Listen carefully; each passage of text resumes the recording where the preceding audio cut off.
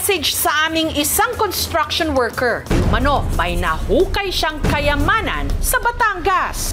Gusto ko po sana magpatulong sa nahukay ko po. Gusto ko po ipa-confirm kung ginto po ba ito. Gusto rin akong ipakita sa inyo ha.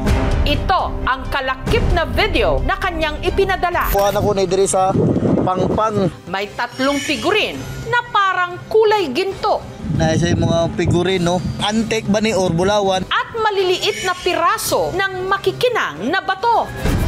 Naka-jackpot na nga ba siya? Antique ba ni or bulawan?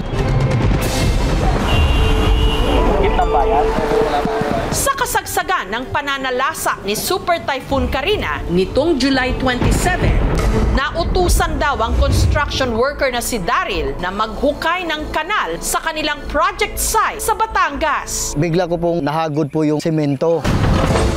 May nakita po ako mga kulay puti na parang itlog po. Akala ko sa rubber, malambot kasi siya. Wax pala yun. Nakakalat din sa hukay ang maliliit na piraso ng makukulay at kumikinang na bato. Kasing laki lang po ng mga butil ng munggo, mga kulay dilaw po.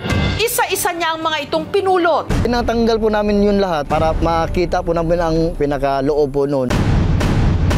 Doon 2 Buddha at saka yung obra. Naisa yung mga figurin, no? Antique ba ni or bulawan? Ang 3 figurin na gawa sa metal, nasa 3 inches ang taas at tumitimbang ng mula 20 to 70 grams. Sabi po ng kasamaan ko, sir, na treasure po yan, nabaon ng mga ginto.